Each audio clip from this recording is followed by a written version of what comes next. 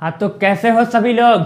बढ़िया एकदम। बढ़िया नहीं हो तो बढ़िया हो के हो, क्योंकि आज हम लोग लेकर आए हैं फिजिक्स के सेकेंड चैप्टर का human I and colourful world का सेकेंड लेक्चर। ठीक है, तो इसके प्रीवियस वाले लेक्चर में, इसके पहले वाले लेक्चर में हमने देखा था कि किस तरह से हमारी जो ह्यूमन आई है, ये हमारी जो दोनों आंखें हैं, ये किस तरह से वर्क करती हैं और किस तरह से हम चीज़ों को, इस वर्ल्ड को देख पा रहे हैं। तो हमने देखा था कि किस तरह से हमारी आई में अलग अलग पार्ट हैं, उनका अलग अलग पार्ट का अलग अलग रोल है और किस तरह से सारे के सारे पार्ट मिलकर हमको इस वर्ल्ड को देखने में हेल्प कर रहे हैं। हमने समझा था कि हमारी आंख के अंदर फिजिक्स कैसे लग रहा है और कैसे हमारी आंख के अंदर इमेज जो है वो फॉर्म होता है रेटिना के ऊपर।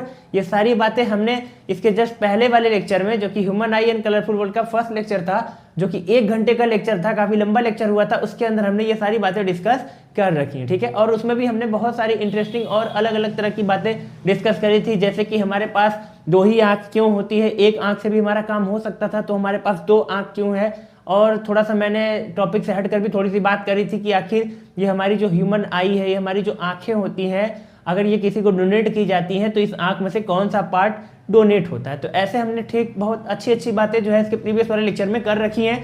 आपके बोर्ड के लिए भी काफ़ी इंपॉर्टेंट टॉपिक होता है ये। तो इसके लिए आपको क्या करना है, जस्ट इसके पहले वाला लेक्चर जो है आपको देख लेना है एक बार। आपको केवल लेक्चर एक बार देखना है खाली, उसमें बहुत ज़्यादा चीज़ें ऐसी नहीं है जो आपको याद करनी है। आपको खाली लेक्चर एक बार देख लेना है। अगर आप लेक्चर एक बार देख लेते हो तो आपको चीज़ें थोड़ी सी ज़्यादा क्लियर हो जाएंगी। फिर उसके बाद आप इस लेक्चर को देखते हो तो आपको ज़्यादा क्लैरिटी मिलने वाली। ठीक है, तो चलो उसको एक बार देख लेना और आओ आज का लेक्चर हम लोग स्टार्ट करते हैं। ठीक है, तो आज का जो हमारा लेक्चर होने वाला है उसमें हम क्या पढ़ने वाले हैं, तो पहले मैं आपको टॉपिक का एक बार ओवरव्यू दे देता हूँ कि क्या हम आज के लेक्चर में पढ़ेंगे और फिर इसको स्टार्ट करते हैं। ठीक है, तो चलो सबसे पहले ओवरव्यू ले लो एक बार कि क्या पढ़ना है आज।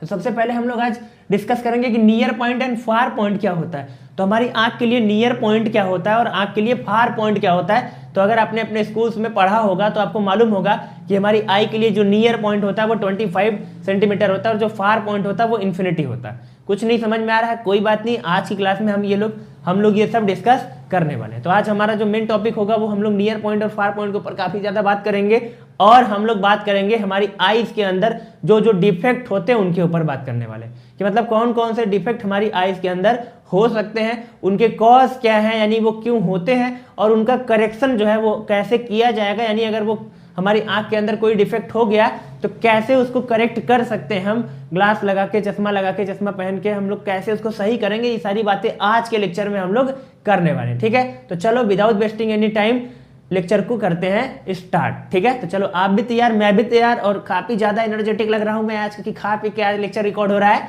तो चलो स्टार्ट करते हैं इसको। तो सबसे पहले टॉपिक को स्टार्ट कर रहे हैं हम लोग। तो स्टार्ट करते समय हेडिंग बना लेनी है आपको, near point and far point. ठीक है, तो अब near point and far point इसका मतलब क्या हुआ, जरा इसको समझेंगे। ठीक है, तो देखो होता क्या है कि जैसे मान लेते, सपोज करते ये हमारी आंख है। ठीक है, तो आंख जल्दी से बना लेता हूं मैं। तो चलिए ये आंख हमने बना ली। अब क्या गजब खूबसूरत सा आंख बना रखा है मैंने। तो ये किसी की आंखें हैं, मेरी आंखें हैं, समझ लो, इतनी खूबसूरत नहीं है लेकिन बना लेता हूँ। तो अगर ये मेरी आंख है तो अब मेरे को क्या पता है कि जब भी मेरे सामने, मेरी आंख के सामने कोई भी ऑब्जेक्ट आएगा इस तरह से, ये मैं एक ऑब्जेक्ट बना लेता हूँ। ठीक है, ये क्या है, कोई, ये है ऑब्जेक्ट। ठीक है, तो अब ये कोई भी ऑब्जेक्ट मेरी आंख के सामने होगा, तो जैसे ये सपोज करते ये मार्कर। अब अगर ये मार्कर मेरी आंख के सामने है तो मुझे ये मार्कर दिखाई दे रहा है। अरे आप भी अपने आसपास सारी चीजों को कैसे देख रहे हो, इस आईज की मदद से, इस आंखों की मदद से देख रहे हो। तो जब भी आपके सामने कोई भी ऑब्जेक्ट आता है तो आपको वो ऑब्जेक्ट दिखाई देता है। क्यों? क्योंकि उस ऑब्जेक्ट से लाइट रेज आपकी आंख के ऊपर पड़ती है और वह आपकी आंख में उसका इमेज बनता है रेटिना पर, जहां पर आपको ये चीज दिखाई देती है। ठीक है, तो अब सवाल आता है कि क्या मेरे को अगर किसी ऑब्जेक्ट को देखना है तो क्या हमेशा देख सकता हूं मैं उसको? ऑब्जेक्ट अगर बहुत दूर होगा, मेरे से बहुत ज्यादा दूर, तब भी मैं उसको देख पाऊंगा? या ऑब्जेक्ट मेरे बहुत ज्यादा करीब होगा, बहुत ज्यादा पास होगा, क्या तब भी मैं उस ऑब्जेक्ट को देख पाऊंगा क्लियरली? तो ये सवाल अगर आप अपने आप से पूछेंगे तो आपको इसका जब जवाब मिलेगा वो जवाब मिलेगा नो में। ठीक है, मतलब आप पूरे ऑब्जेक्ट को हर जगह क्लियरली नहीं देख सकते। जैसे ये मार्कर है सपोज करो, तो अभी मैं इसको देखो बहुत ज्यादा क्लियर देख पा रहा हूँ।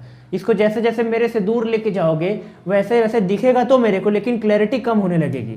अगर ये बहुत दूर चला जाए तो मेरे को हो सकता है बहुत कम दिखाई दे, क्लैरिटी भी बहुत कम आएगी। वहीं अगर पास की बात करते हैं तो अगर इस मार्कर को मैं बहुत पास लेके आता हूं मेरे, तो अभी तक मुझे क्लियर दिख रहा है, लेकिन जैसे ही मैं इसको एक लिमिट से ज़्यादा पास लेके आऊँगा तो ये जो है धुंधला हो गया और मेरी आंखों में थोड़ा सा पेन भी होने लगा है। तो आप भी ऐसा नोटिस करेंगे, जब भी आप किसी भी ऑब्जेक्ट को अपनी आईज के बहुत ज़्यादा करीब रख के देखेंगे तो आपको वो चीज़ पहली बात तो क्लियर दिखाई नहीं देगी, और दूसरी बात कि अगर आप ऐसा करते हैं तो आपकी आंख में पेन बहुत होगा, बहुत ज़्यादा दर्द होगा। क्यों? इसके पीछे का कारण क्या है, इसके पीछे का लॉजिक क्या है, ये प्रीवियस लेक्चर में मैंने बताया था। जब कोई भी ऑब्जेक्ट आपकी आईज के बहुत ज़्यादा पास होता है, उस केस में आपकी जो आंखें होती है, जो उनके अंदर का जो आई लेंस होता है, वो लेंस को सिलियरी मसल जो है वो कॉन्ट्रैक्ट करती है, उसको मोटा कर देती है, जिससे उसकी पावर बढ़ती है, जिससे आप पास वाली चीज़ को आराम से देख पाते हो। तो अगर ये ऑब्जेक्ट मेरे आँख के बहुत पास होगा, बहुत ज़्यादा पास, उस केस में क्या होगा, मेरी आईज पे काफ़ी ज़्यादा प्रेशर पड़ेगा, मेरे सिलेरी मसल्स काफ़ी ज़्यादा प्रेशर करेंगी लेंस के ऊपर, जिससे मुझे पेन होगा और चीज़ें देखने में थोड़ी सी प्रॉब्लम होगी।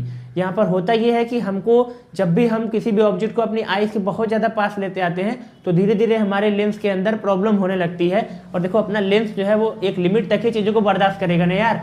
आप किसी के ऊपर कितना प्रेशर करेंगे, सिलेरी मसल कितना प्रेशर करेंगे। जैसे जैसे ऑब्जेक्ट पास आता है, जैसे जैसे ऑब्जेक्ट पास आएगा वैसे वैसे सिलेरी मसल्स पे जोर पड़ता है। तो जैसे जैसे ऑब्जेक्ट पास आएगा, सिलेरी मसल्स क्या करती है, लेंस को ऐसे दबाती है, जिससे लेंस की पावर बढ़ती है, और वो लेंस जो है क्या करता है, ऑब्जेक्ट की इमेज को फोकस करता है, बनाता है रेटिना पर, ठीक है।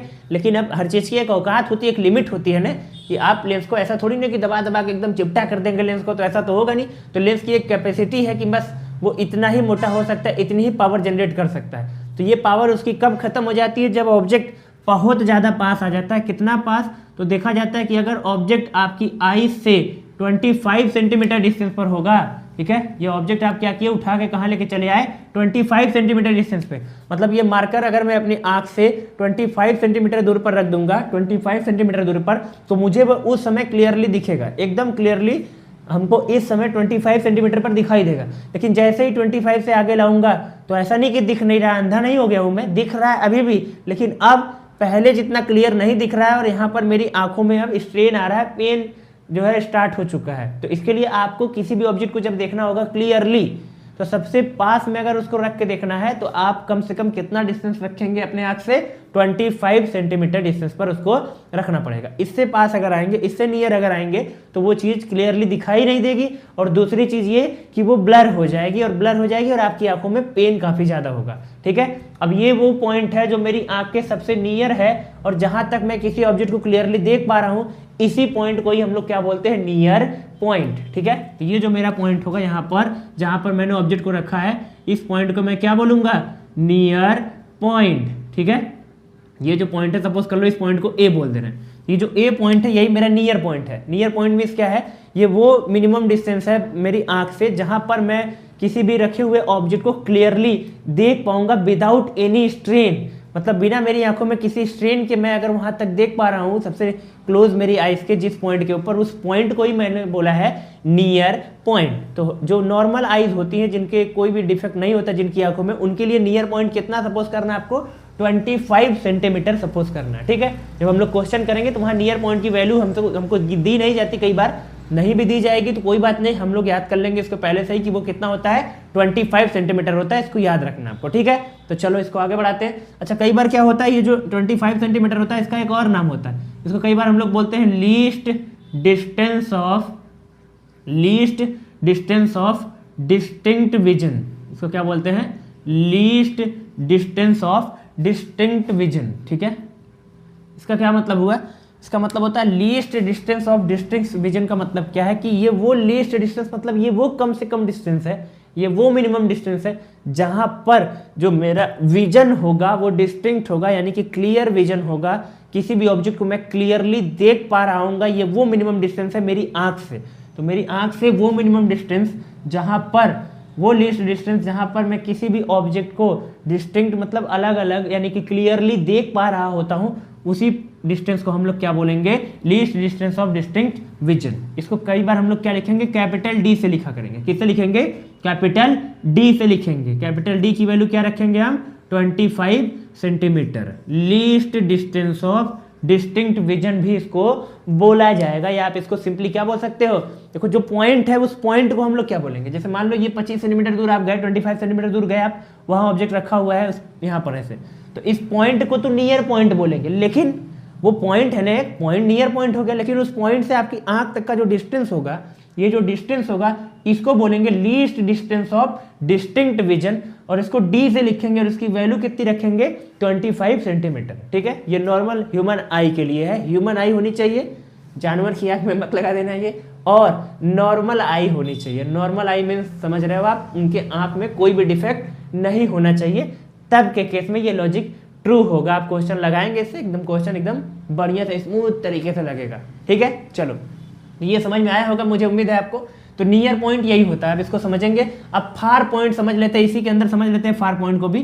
तो थोड़ा सा यहाँ पर रफ करते हैं चीज़ों को, फिर फार पॉइंट समझते हैं। तो अब जैसे मैंने बोला कि मैंने को अगर मार्कर क्लियरली देखना है तो कम से कम कितना पास रखना होगा अपनी आइज के, 25 सेंटीमीटर। ये डिस्टेंस कितना रखेंगे, 25 सेंटीमीटर रखेंगे, तब क्लियरली दिखेगा।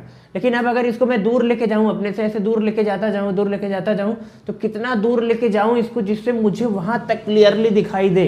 तो देखो ऐसा होता है, आपको विश्वास नहीं होगा लेकिन ऐसा ही है।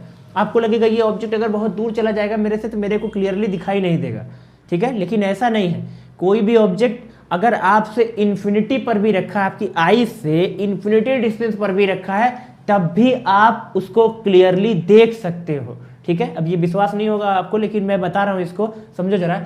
आप किसी भी ऑब्जेक्ट को अगर अपनी आई से कितना दूर ले जाके रख दोगे, इन्फिनिटी पे ले जाके रख दोगे। ये इन्फिनिटी सपोज करो यहाँ पर मैंने ऑब्जेक्ट को ले जाके रख दिया, ठीक है, ये इन्फिनिटी है, इन्फिनिटी मैंने ऑब्जेक्ट को कहाँ ले जाके रख दिया, इन्फिनिटी पे ले जाके रख दिया। तो अगर मैंने ऑब्जेक्ट को इन्फिनिटी पे ले जाके रख दिया, इन्फिनिटी मीन्स बहुत दूर, ठीक है, इन्फिनिटी मीन्स क्या होता है, बहुत दूर। मैथ वगैरह पढ़े होंगे, समझ रहे होंगे कि इन्फिनिटी वो पॉइंट होता है जहाँ तक हम सोच भी नहीं सकते, ये मैथ के हिसाब से होता है। लेकिन फिजिक्स के अंदर, केमिस्ट्री के अंदर इन्फिनिटी जो है वो रिलेटिव टर्म होता है, मतलब आप बहुत ज़्यादा डिस्टेंस को इन्फिनिटी बोल सकते हो। ठीक है, चलो, तो अगर मैं बहुत ज़्यादा दूर की बात करूँ, इन्फिनिटी की बात करूँ, तो इन्फिनिटी पर अगर कोई ऑब्जेक्ट रखा होगा, इन्फिनिटी का मतलब ये मत समझ लेना कि बहुत दूर ले जाके चांद तारे पीछे रखे आएंगे।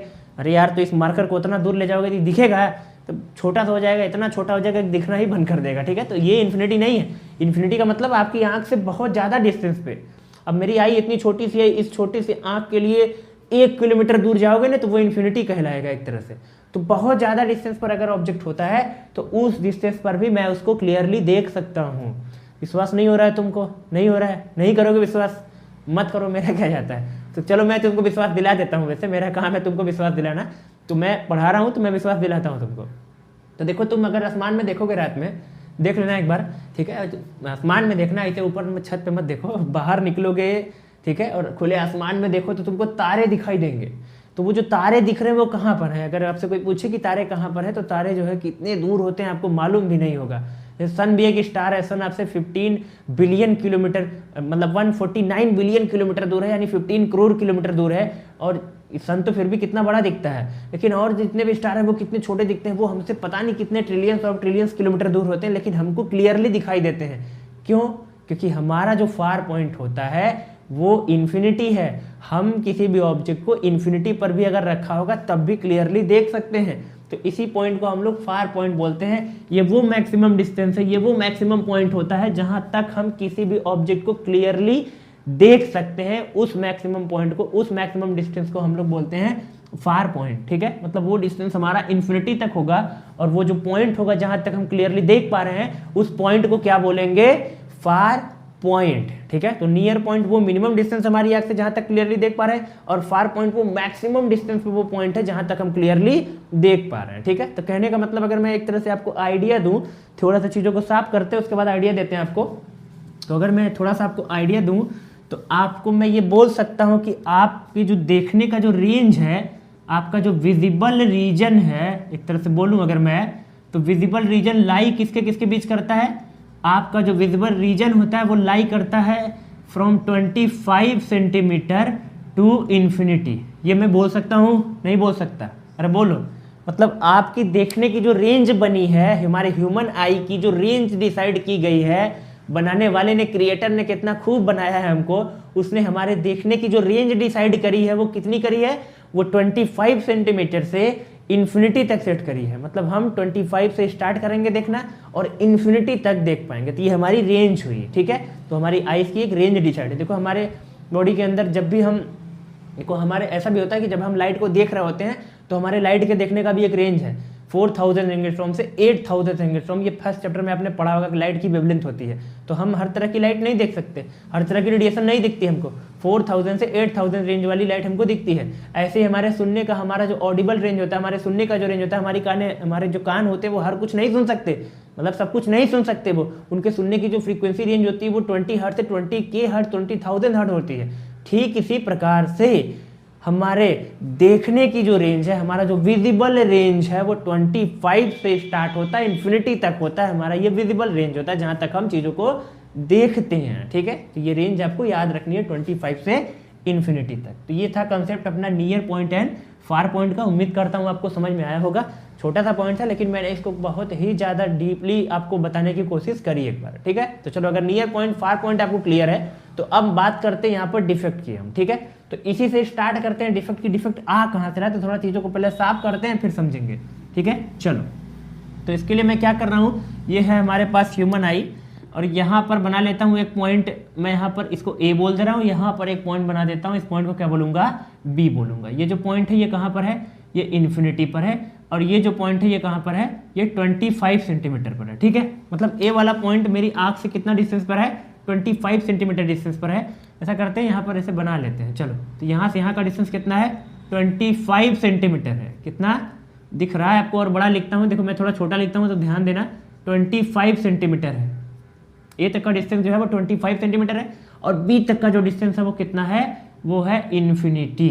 ठीक है, चलो अब ए पॉइंट को क्या बोलते हैं हम, नियर पॉइंट बोलते हैं। क्या बोलते हैं, नियर पॉइंट बोलते हैं। और बी पॉइंट को क्या बोलते हैं, फार पॉइंट। ठीक है, अब जरा समझना, देखो जो नॉर्मल आई होती है यानी कि जिसके आंख में कोई भी डिफेक्ट नहीं होते, नॉर्मल आई के लिए नियर पॉइंट क्या होता है, 25 सेंटीमीटर और फार पॉइंट क्या होता है, इन्फिनिटी होता है। ठीक है, चलो अब अगर किसी में ऐसा नहीं है, अब हर एक इंसान की आंख तो नॉर्मल होती नहीं है, जितने भी मनुष्य हैं, जितने भी ह्यूमन बीइंग है, सबकी आंखें एक जैसी नहीं है। किसी ना किसी की आंख में कुछ ना कुछ प्रॉब्लम होती है, कुछ ना कुछ डिफेक्ट होता है। मोस्ट ऑफ द पीपुल में ऐसा देखा जाता है कि उनकी आईज में कुछ ना कुछ प्रॉब्लम होती हैं। ठीक है, आपने भी अपने आसपास देखा होगा कि कुछ बच्चे ऐसे होते हैं जो चश्मे लगाते हैं, उनको सही से दिखाई नहीं देता है। आपके जो बहुत ज़्यादा बूढ़े लोग होंगे उनको देखेंगे वो लोग चश्मा पहनते हैं, या आजकल के छोटे छोटे बच्चे चश्मे लगा रहे होते हैं। ठीक है, तो आखिर ऐसा हो क्या रहा है उनकी आईज में जिनसे उनको देखने में प्रॉब्लम हो रही है, तो उसको समझेंगे हम लोग, डिफेक्ट समझ रहे हैं। ठीक है,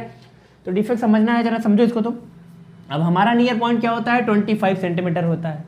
अब हम 25 पर अगर कोई चीज़ रखी तब भी उसको क्लियरली देख पा रहे हैं, लेकिन अगर कोई ऐसा नहीं कर पा रहा है, अगर कोई 25 पर रखी चीज़ को क्लियरली नहीं देख पा रहा है, जैसे मान लो कोई जो है वो अपने इस तरह से कोई ऑब्जेक्ट है, जैसे मान लेते हैं कि किसी के पास ऐसा है जैसे कि मार्कर है मान लेते हैं। ठीक है, अब मार्कर को मैं 25 पे देख पा रहा हूँ क्लियरली, इसका मतलब मेरी आंखें एकदम परफेक्ट है, कोई प्रॉब्लम नहीं है। ठीक है, मेरी आंखों को कुछ होगा भी नहीं, आप लोग का आशीर्वाद रहेगा तो ऐसे ही बनी रहेंगे। ठीक है, अब कई लोगों में ऐसा होता है कि वो 25 पर रखी चीज़ को नहीं देख पाते हैं, हो सकता है वो 40 सेंटीमीटर पर रखी चीज़ को भी नहीं देख पा रहे हैं, हो सकता है वो 50 सेंटीमीटर दूर पर रखी चीज़ को देख पा रहे हैं। यानी उनका नियर पॉइंट क्या होगा, 25 नहीं होगा, 25 से थोड़ा आगे होगा। 25 से आगे मीन्स हो सकता है वो 30 सेंटीमीटर हो सकता है, 45 हो सकता है 40 हो सकता है 50 सेंटीमीटर हो।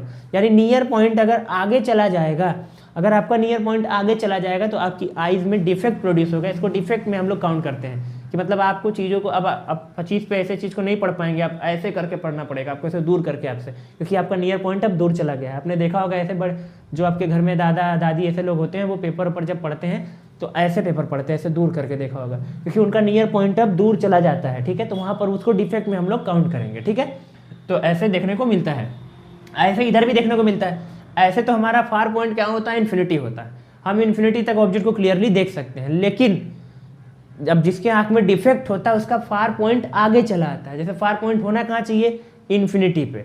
अब अगर सपोज करते हैं कि किसी का फार पॉइंट जो है, ये जो फार पॉइंट है वो आगे आ गया है, आगे आने का मतलब ऐसे फार पॉइंट आगे आते आते आते आते आई से कितना दूरी पर चला गया है, 1 मीटर डिस्टेंस पे चला गया। ठीक है, सपोज करते हैं यहाँ पर है फार पॉइंट, कौन पॉइंट, फार पॉइंट। ठीक है, अब वैसे फार पॉइंट होना कहाँ था, इन्फिनिटी पे होना था, वहाँ बहुत दूर इन्फिनिटी पे, तो मेरे को फार पॉइंट तक क्लियरली दिखता है। ठीक है, चलो अब अगर किसी का फार पॉइंट जो है वो वहाँ से इन्फिनिटी से उठ के मेरे पास चला आया, जैसे सपोज करते हो 1 मीटर, अपनी आँख से, ये आँख मेरी देखो, इससे 1 मीटर दूर जाएंगे, ये 1 मीटर लगभग इतना होता है, 1 मीटर, तो अपनी आंख से 1 मीटर दूर वहां पर अगर मैं बात करूंगा 1 मीटर दूर अपनी आंख से, तो 1 मीटर दूरी पर अगर किसी का फार पॉइंट आ जाएगा, तो फार पॉइंट क्या है? फार पॉइंट वो मैक्सिमम डिस्टेंस होता है आपकी आंख से जहां तक आपको क्लियरली दिखता है। अब अगर उसके बाद नहीं दिखेगा आपको, देखो फार पॉइंट तक ही आपको क्लियरली दिखता है। अब अगर किसी का फार पॉइंट 1 मीटर पर होगा, ये जैसे इसका फार पॉइंट मान लेते हैं 1 मीटर पर है, तो इसको क्लियरली कहां तक दिखेगा? 1 मीटर तक दिखेगा, इसके पीछे नहीं दिखेगा ना। क्यों नहीं दिखेगा? पीछे क्यों दिखेगा यार? पीछे इन्फिनिटी तक थोड़ी दिखता है उसको, उसका फार पॉइंट इन्फिनिटी थोड़ी है, अब उसका फार पॉइंट तो 1 मीटर है। तो अगर फार पॉइंट तुम्हारा 1 मीटर पे आ जाएगा तो तुमको मैक्सिमम कहां तक दिखेगा? 1 मीटर तक दिखेगा, वही तो है तुम्हारा फार पॉइंट। 2 मीटर पे कोई चीज होगी दिखेगी, 10 मीटर पे कोई चीज होगी दिखेगी मतलब ब्लर दिखेगी, ये कह रहा हूं मैं, क्लियरली नहीं दिखेगी, क्योंकि इमेज रेटिना पर फोकस ही नहीं हो पाएगा, वो कहीं और फोकस हो रहा होगा, जिस वजह से तुमको इमेज क्लियर नहीं दिखेगा, ब्लर दिखेगा। ठीक है, तो यहाँ पर ये इस तरह से डिफेक्ट प्रोड्यूस होता है। आपका नियर पॉइंट थोड़ा सा आगे जाता है और फार पॉइंट थोड़ा सा पीछे आता है, तब आपकी आंख में डिफेक्ट होता है। अब ऐसा हो क्यों रहा है? ये नियर पॉइंट आगे क्यों जा रहा है, ये फार पॉइंट पीछे क्यों आ रहा है? मैंने बोला क्या जाने के लिए, या मैंने अपनी आंखों में कुछ किया है ऐसा?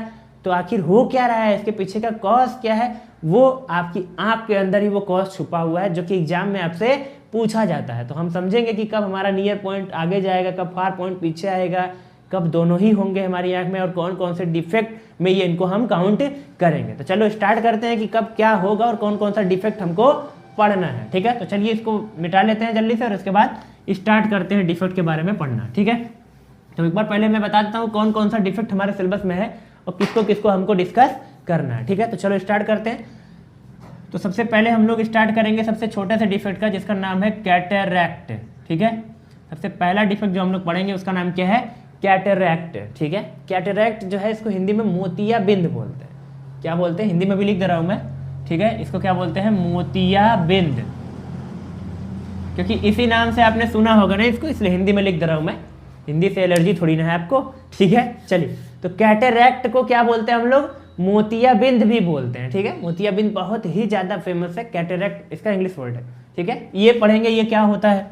इसके अलावा हम लोग पढ़ेंगे नियर साइटेडनेस। क्या पढ़ेंगे? नियर साइटेडनेस, जिसको हम लोग क्या बोलते हैं? मायोपिया बोलते हैं। क्या बोलते हैं? मायोपिया। मायोपिया बोलो चाहे नियर साइटेडनेस बोलो। ठीक है, इसको अभी डिस्कस करेंगे ये क्या होता है, अभी खाली नाम सुनते रहो। और फिर इसके बाद हम लोग क्या पढ़ेंगे? नियर साइटेडनेस हो गया तो फार साइटेडनेस भी पढ़ेंगे। ठीक है, फार साइटेडनेस, इसका नाम क्या है? इसका नाम हो गया मायोपिया, इसका नाम होता है प्रेसबायोपिया। ठीक है, प्रेसबायोपिया। ठीक है, ये भी पढ़ेंगे। तो पहला पढ़ेंगे कैटरैक्ट, जिसको मोतियाबिंद बोलेंगे। दूसरा पढ़ेंगे नियर साइटेडनेस, जिसका फेमस नाम है मायोपिया। दूसरा मतलब तीसरा पढ़ेंगे फार साइटेडनेस, जिसका दूसरा नाम है प्रेसबायोपिया। ठीक है, क्या होता है? थोड़ा सा धैर्य रखो, बताऊंगा, सब्र करो, रुको जरा, सब्र करो। ठीक है, तो बताने वाला हूं आपको। चलो, इसके बाद हम लोग क्या पढ़ेंगे? इसके बाद एक थोड़ा सा कॉमन सा डिफेक्ट पढ़ेंगे, जिसका नाम है हाइपरमेट्रोपिया। हाइपरमेट्रोपिया। ठीक है, तो हाइपरमेट्रोपिया भी हम लोग पढ़ेंगे। ठीक है, और इसके बाद जो है हमारे सिलेबस में अब इससे ज़्यादा हमको कुछ पढ़ना भी नहीं है। इसके अलावा और भी डिफेक्ट होते हैं, जैसे कि कलर ब्लाइंडनेस होता है, कलर ब्लाइंडनेस होता है। इसके अलावा और भी इफेक्ट होते हैं, उनकी बात हम लोग नहीं करेंगे। हमारा सिलेबस जो है, हमारा जो एग्जाम में कोई क्वेश्चन आना है वो मेजरली इन 3 से आना होता है, ये 1, ये 2 और ये 3। ठीक है, ये हमारा सिलेबस इन्हीं 3 पे ज़्यादा क्वेश्चन पूछ रहा है, क्योंकि यही 3 ज़्यादा ही फोकस होते हैं, यही 3 ज़्यादा कॉमन होते हैं जो लोगों में देखे जाते हैं। ठीक है, इन्हीं को ज़्यादा आपसे एग्जाम में पूछा जाने का चांसेस होता है, मतलब यही है, ये है चांस। ये वैसे भी सिलेबस में नहीं है आपके, कलर ब्लाइंडनेस, कैटरैक्ट थोड़ा सा बता रखा है, मैं भी थोड़ा सा बता दूंगा आपको इसके बारे में। इसके अलावा इनके बारे में थोड़ा सा नहीं, इनके बारे में पूरा ही पढ़ना है मेरे को। ठीक है, तो ये कुछ डिफेक्ट हैं जो हमारी आईज के अंदर देखने को मिलते हैं। इनको मैं हेडिंग बना देता हूँ इधर, डिफेक्ट्स। ठीक है, डिफेक्ट्स करके आप हेडिंग बना के इनको चाहे तो नोट भी कर सकते हैं। देखो, मेरे साथ साथ नोट्स बनाया करो, जैसे जैसे मैं बोलता हूँ वैसे वैसे आप चीज़ों को नोट किया करो। अगर उस समय नहीं नोट करते हो, समझ रहे हो समझ लो, लेकिन उसके बाद वीडियो को पॉज करो और पॉज करके इन चीज़ों को नोट किया करो। अगर आप पढ़ते समय चीज़ों को नोट करते हो तो इससे ज़्यादा चीज़ें आपके दिमाग में जाएंगी। खाली ऐसा नहीं है कि बस बैठ के बाकायदे बस वीडियो देख रहे हो, लगातार देखे जा रहे हो, ऐसे नहीं होता है। तो उनको कुछ ना कुछ पॉइंट आप नोट भी करते रहा करिए, कॉपी लीजिए, कलम लीजिए, थोड़ा बहुत नोट भी करा करिए, ठीक है। क्योंकि अब एग्ज़ाम सर पर है, प्रेशर बहुत ज़्यादा है, तो इस हिसाब से पढ़ाई भी आपको उस हिसाब से करनी पड़ेगी, जिससे आपको जो है ज़्यादा टेंशन भी नहीं लेना है। देखो ज़्यादा प्रेशर भी नहीं लेना है, चीज़ों को थोड़ा थोड़ा ही पढ़ो, आराम आराम से पढ़ो, जैसे जैसे पढ़ाया जाता है ऐसे ऐसे खाली आपको नोट करना है। एक बार नोट करके एक बार उनको देखना है केवल। मेरा यकीन मानो, अगर मेरी क्लास में तुम खाली मेरी बातों को ध्यान से सुनते हो और जो जो इधर लिखा होता है उनको नोट करते हो, तो गर्दा गर्दा कर दोगे पेपर में। मेरा यकीन मानो, तुमको सारी चीज़ें याद रहेंगी। खाली बस एक बार नोट्स बनाओ, मेरे पढ़ाते समय नोट्स बना लो और उसको एक बार देख लेना बस। मेरे पढ़ाने के बाद जब मैं वीडियो ख़त्म कर दूंगा, तुम जाओगे घर पे ही हो, अपने वीडियो देख रहे हो, तो वीडियो ख़त्म होने के बाद तुम एक बार उस नोट्स को एक बार देख लेना, तुमको बहुत ज़्यादा क्लैरिटी मिलेगी, ठीक है। चलो, तो इसको नोट कर लिया होगा तुमने, उम्मीद है मुझे। अब हम लोग आगे बढ़ेंगे, ठीक है। तो चलिए स्टार्ट करते हैं। सबसे पहला डिफेक्ट जिसका नाम है कैटरैक्ट, ठीक है। अब कैटरैक्ट जो होता है, इस डिफेक्ट को हम लोग समझेंगे कि किस तरह से ये क्यों हो रहा है, इसके पीछे का रीजन क्या है और इसके होने से प्रॉब्लम क्या होगी और इसका सॉल्यूशन क्या है। तो सबको हम लोग ऐसे ही ओवरली समझ लेते हैं, थोड़ा थोड़ा मैं इधर दिखा दूंगा अगर जरूरत पड़ेगी तो। देखो कैटरैक्ट में होता क्या है, मोतियाबिंद में होता क्या है। तो अगर आपने सुना होगा मोतियाबिंद, तो मोतियाबिंद आपने देखा होगा कि बहुत लोगों में ऐसा देखा होगा आपने कि किसी के आंख में आपने देखा होगा, तो ये जो मेरे आंख में ये जो ब्लैक वाला पार्ट दिख रहा है आपको ऐसे गोल सा, ये पार्ट पूरा व्हाइट हो जाता है। ऐसा आपने नोटिस किया होगा, किसी न किसी में देखा होगा। तो कोई ना कोई इंसान ऐसा आपको दिखा होगा जिसकी आंख में ये जो ब्लैक वाला पार्ट दिख रहा है मेरे में, ये पूरा व्हाइट हो जाता है। उनकी आंख बड़ी डरावनी लगती है देख के। वैसे डरने की बात नहीं है, ऐसे किसी का भी आंख में हो सकता है, तो लेकिन डर तो लगता है, अब क्या करेंगे, ठीक है। तो वो जब कभी भी बाहर जाते हैं वो लोग, तो आप देखेंगे वो लोग ब्लैक कलर का कुछ चश्मा पहने रहते हैं, ताकि लोग उनको ज़्यादा नोटिस न करें, क्योंकि लोग अगर बार बार देखेंगे तो अजीब लगता है। तो ऐसे लोग होते हैं, कुछ लोग नहीं होने चाहिए, मतलब ऐसा तो भगवान को नहीं करना चाहिए था, लेकिन कुछ लोगों में ऐसा डिफेक्ट होता है। उनकी आंख में जो व्हाइट वाला पार्ट, सॉरी जो ब्लैक वाला पार्ट होता है, जिसको आइरिस बोलते हैं सिंपली, वो आइरिस जो है उसका कलर होना चाहिए था ब्लैक। नॉर्मल लोगों में ब्लैक होता है, कुछ लोगों में ब्राउन होता है, लेकिन उन लोगों में आइरिस का जो कलर है वो जो है आप देखेंगे व्हाइट हो जाता है। तो एक्चुअल में वो आइरिस का कलर नहीं है। एक्चुअल में जो हमारी आंख के अंदर आई लेंस होता है, वो आई लेंस मैंने आपको बताया था कि आंख के अंदर का जो आई लेंस होता है वो किसका बना होता है, वो जेली लाइक प्रोटीन का बना होता है। मतलब जेली टाइप का कोई प्रोटीन होता है जो कि एक ट्रांसपेरेंट फ्लूइड टाइप का होता है, ट्रांसपेरेंट होता है, उसी से बना होता है, ठीक है। अब होता ये है कि देखो जब भी कैटरैक्ट होता है, तो कैटरैक्ट में क्या होता है, वो जो जेली लाइक सबस्टेंस का मेरा लेंस बना होता है, ट्रांसपेरेंट लेंस होता है, वो लेंस कोआगुलेट कर जाता है। कोआगुलेट करने का मतलब एक तरह से आप ऐसे समझ सकते हो, जैसे जब अंडे को बॉईल करते हैं हम, ठीक है, तो कभी भी अगर आपने देखा होगा अंडे को फोड़ के, तो जब अंडे को फोड़ा जाता है तो उसके अंदर से पीला वाला पोर्शन निकलता है और व्हाइट व्हाइट सा ट्रांसपेरेंट सा लिक्विड निकलता है, ठीक है। आपने जरूर नोटिस करा होगा, कभी अंडे को फोड़ के देखना। तो उसमें से एक तो येलो पार्ट निकलता है, इसको योक बोलते हैं। उसके अलावा व्हाइट वाला पोर्शन जो है वो लिक्विड टाइप का, ट्रांसपेरेंट लिक्विड टाइप का भी निकलता है कुछ। लेकिन जैसे उसको आप बॉईल करते हो, अंडे को बॉईल करते हो या ऑमलेट बना देते हो, वैसे ही देखते हो वो पूरा पार्ट व्हाइट हो जाता है। होता है कि नहीं व्हाइट? अरे देखा है कि नहीं देखा है? अरे देखा है सबने, झूठ क्यों बोलते हो, ठीक है। चलो सबने हाथ उठाया, सबने देखा है, ठीक है। चलो, तो आपने देखा होगा कि अंडे को बॉईल करते ही वो व्हाइट वाला पार्ट, अरे मतलब वो ट्रांसपेरेंट वाला पार्ट व्हाइट हो जाता है। सिमिलर वैसे ही हमारी आंख के अंदर जो लेंस जो ट्रांसपेरेंट होता है वो भी कोआगुलेट कर जाता है, वो भी पूरा व्हाइट हो जाता है। और जैसे ही वो व्हाइट होगा तो हमारे कोई भी जब हमारी आंख में देखेगा तो वो पोर्शन पूरा व्हाइट व्हाइट व्हाइट व्हाइट वो लेंस जो है वो दिखाई देता है उसको। तो इसी प्रॉब्लम को, इसी बीमारी को ही हम लोग बोलते हैं कैटरैक्ट, ठीक है। अब ये हुआ क्यों? मेरी आंख में तो ऐसा नहीं है, ऐसे तो नॉर्मल लोगों की आंख में तो ऐसा नहीं होता। तो आखिर वो कोआगुलेट करा कैसे? वो जो प्रोटीन था, जेली लाइक प्रोटीन, वो कोआगुलेट कर कैसे रहा है? तो वो कोआगुलेट कैसे करता है, देखा, इसको समझना। तो देखो ऐसा होता है कि अगर हमारी आंख के अंदर कोई ऐसी रेडिएशन गई जिससे कि हमारे आंख के अंदर जो प्रोटीन है, आई के अंदर जो प्रोटीन है वो कोआगुलेट हो रहा है। अब जैसे अंडे को बॉईल करने से वो कोआगुलेट होता था, तो यहाँ आंख को बॉईल थोड़ी करेंगे निकाल के तवा पे। अरे यार समझा करो थोड़ा सा। अब आंख के अंदर जो लेंस है वो कोआगुलेट कैसे हो रहा है? तो वहाँ तक कोई ऐसी रेडिएशन जा रही होगी जिससे कि वो कोआगुलेट हो रहा है, जो उतना हीटिंग प्रोड्यूस कर रहा है जिससे वो कोआगुलेट हो जा रहा है। तो अब हीटिंग प्रोड्यूस करने वाली रेडिएशन यूवी रेडिएशन होती है। देखो यूवी रेडिएशन जो होती है, जो सनलाइट से भी निकलती है यूवी रेडिएशन, लेकिन उतनी खतरनाक नहीं होती है हमारी आइज के लिए, क्योंकि ओजोन लेयर आपको पता होगा वो रोक लेती है अल्ट्रावायलेट रेस को। लेकिन होता है देखो ऐसा, ये अक्सर ऐसा देखने को मिलता है कि जब यूवी रेडिएशन आपकी आई को पेनिट्रेट करके आपके लेंस तक जाता है, आई लेंस तक, अगर ये आई लेंस है, ये आई लेंस, ठीक है, कौन है, आई लेंस। अब इधर से यूवी रेडिएशन आ रही है, कौन रेडिएशन, यूवी रेडिएशन। ये यूवी रेडिएशन ऐसे चलते चलते चलते चलते आई लेंस पे आके हिट करी। तो जैसे ये हिट करेगी आई लेंस पे आके, तब देखो यू रेडिएशन कई तरह की होती है। एक होती है यूवी ए, एक होती है यूवी बी, एक होती है यूवी सी। ये ए बी सी क्या है, ABCD पढ़ा रहे हैं क्या, तो बड़े हो गए ABCD पढ़ोगे नहीं, ठीक है। ये ए बी सी क्या है, इनकी स्ट्रेंथ के अकॉर्डिंग, इनकी पावर के, इनकी इंटेंसिटी के अकॉर्डिंग डिसाइड होते हैं कि यूवी ए थोड़ी सी कम, मतलब कम डैमेज प्रोड्यूस करती है, यूवी बी थोड़ी सी ज़्यादा डैमेज प्रोड्यूस करती है, यूवी सी कुछ ज़्यादा ही खतरनाक होती है। तो ये बहुत सारे, मतलब रेडिएशन में कई सारी वेवलेंथ होती है ना, आप डिटेल अगर पढ़ेंगे तो आपको पता चलेगा अलग अलग वेवलेंथ होती है, वेवलेंथ के अकॉर्डिंग अलग अलग फ्रीक्वेंसी होती है, अलग अलग एनर्जी होती है। सबसे खतरनाक एनर्जी वाली रेडिएशन यूवी सी होती है, यूवी टाइप सी।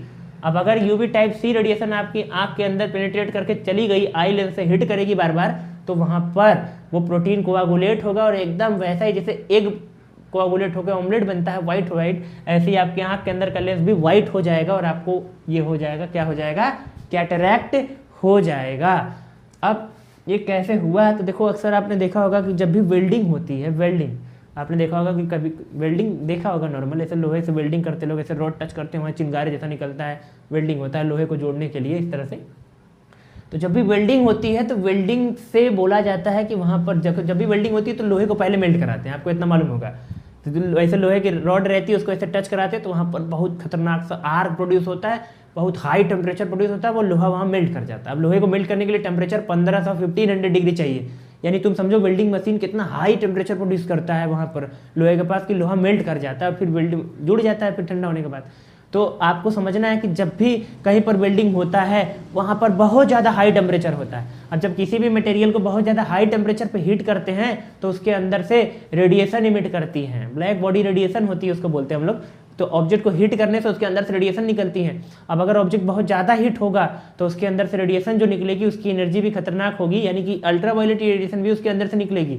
अब यही अल्ट्रावायलेट रेडिएशन अगर डायरेक्टली आपकी आईज से कांटेक्ट बनाती है तो धीरे धीरे धीरे धीरे धीरे धीरे आपकी आंख का प्रोटीन जो है वो कोआगुलेट करेगा और आपको ये प्रॉब्लम होगी। तो इसलिए जब भी कहीं पर वेल्डिंग होती है तो आपने देखा होगा वेल्डिंग करने वाले लोग अक्सर ऐसे चश्मा पहनते हैं, काला चश्मा, क्योंकि ब्लैक कलर का जो चश्मा होता है वो रिफ्लेक्ट कर देता है थोड़ा सा, मतलब वो एब्जॉर्ब कर लेता है एक तरह से, किसको रिफ्लेक्ट नहीं करता है, मेरे को भी मालूम है। ब्लैक कलर का जो चश्मा होता है वो रेडिएशन को एब्जॉर्ब कर लेता है, आइज तक नहीं जाने देता है। तो इसलिए देखा होगा आपने जो भी लोग वेल्डिंग करते हैं वो ब्लैक कलर के सनग्लास पहनते हैं या फिर ऐसे हेलमेट टाइप का कुछ आता है उसको पहनते हैं। लेकिन आपको शौक चढ़ा होता है कि आप नहीं वेल्डिंग देखेंगे, बैठ के बकायदे ऐसे देख रहे हैं, वेल्डिंग देख रहे हैं, बाद में जब कैटरैक्ट होगा तो फिर मुझसे मिलिएगा आके, ठीक है।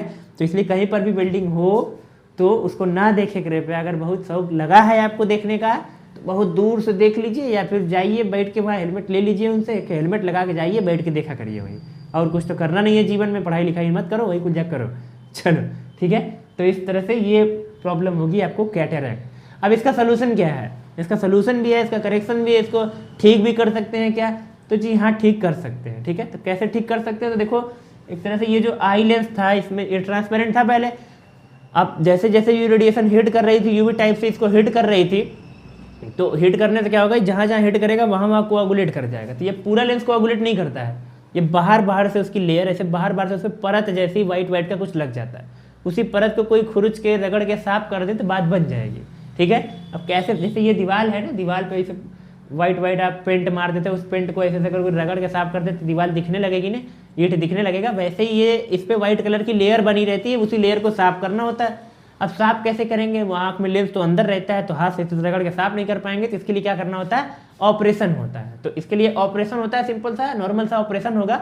ऑपरेशन से आपकी आईज के ऊपर वो जो लेयर बनी उसको हटा दिया जाएगा, उसके बाद आपका विजन सही हो जाएगा, आप चीज़ों को आराम से देख पाएंगे, ठीक है। तो मतलब बहुत ही आराम से, बहुत ही नॉर्मल वे में इसका ऑपरेशन होके आप कैटरैक्ट से छुटकारा पा सकते हैं। मतलब इसका ये मतलब थोड़ी ना हुआ कि नॉर्मल वे में आप सुधर जाएंगे, सही हो जाएंगे, तो इसका मतलब रोज चले वेल्डिंग देखें, रोज अखियाँ खराब करें, रोज ऑपरेशन है कराएं, फ्री थोड़ी होता है ऑपरेशन, दर्द भी तो होगा, ठीक है। तो ये सारी प्रॉब्लम्स है, इसलिए बच्चे वेल्डिंग को देखें ना कभी भी, ठीक है। चलो ठीक, तो ये आप समझ चुके होंगे कैटरैक्ट क्या होता है। तो इसको रब करके बढ़ेंगे अब हम लोग अगले टॉपिक की तरफ। तो चलिए अब अगला टॉपिक जो है वो डिस्कस करते हैं। तो अपना अगला टॉपिक सबसे इंपॉर्टेंट टॉपिक होने वाला है। तो अगला टॉपिक क्या है अपना, नियर साइटेडनेस। तो हेडिंग बनाएंगे जल्दी से सब लोग, नियर साइटेडनेस, ठीक है, जिसको और क्या बोलते हैं हम लोग, नियर साइटेडनेस का और नाम है मायोपिया, ठीक है। अब नियर साइटेडनेस या मायोपिया है क्या, इसको समझेंगे जरा। तो नियर साइटेडनेस या मायोपिया में होता क्या है, देखो नाम से आपको समझना है, इसके नाम से ही ये अपना कार्यक्रम बता दे रहा है। कुछ चीज़ें होती है जो अपने नाम से ही चिल्ला चिल्ला के बताती है कि देखो मैं यही हूँ, तुमको समझना होता है कि वो बोल रहा है कुछ, ठीक है। तो चलो समझो इसको। तो देखो नियर साइटेडनेस, नियर साइटेडनेस का मतलब, अब नियर साइटेडनेस से तुम्हारे दिमाग में होगा नियर साइट मतलब जिसकी साइट ही नियर की हो गई हो, आए मतलब साइट नियर की होने का मतलब उसकी दृष्टि, साइट मतलब दृष्टि, मतलब वो जहां तक देख पा रहा है वो नियर में ही देख पा रहा है। नियर साइटेड मतलब उसकी साइट नियर की हो गई है, मतलब वो केवल नियर वाले ऑब्जेक्ट को, नियर बाई ऑब्जेक्ट को ही देख पा रहा है। मतलब अगर नियर साइड ऑब्जेक्ट को देख पा रहा है इसका मतलब फार ऑब्जेक्ट नहीं देख पा रहा है। तो ऐसे डिफेक्ट जिसके अंदर हमारी आईज के द्वारा नियर रखे ऑब्जेक्ट को हम क्लियरली सीन कर पा रहे हैं, देख पा रहे हैं, लेकिन फार ऑब्जेक्ट को हम क्लियरली नहीं देख पा रहे हैं, ऐसे डिफेक्ट को हम लोग क्या बोलते हैं, नियर साइटेडनेस, ठीक है। नियर हमारा विजन हो जाता है, हम केवल नियर बाई ऑब्जेक्ट को देख पाते हैं, फार ऑब्जेक्ट को नहीं देख पाते हैं, ठीक है। तो ऐसे डिफेक्ट को बोलेंगे नियर साइटेडनेस, ठीक है।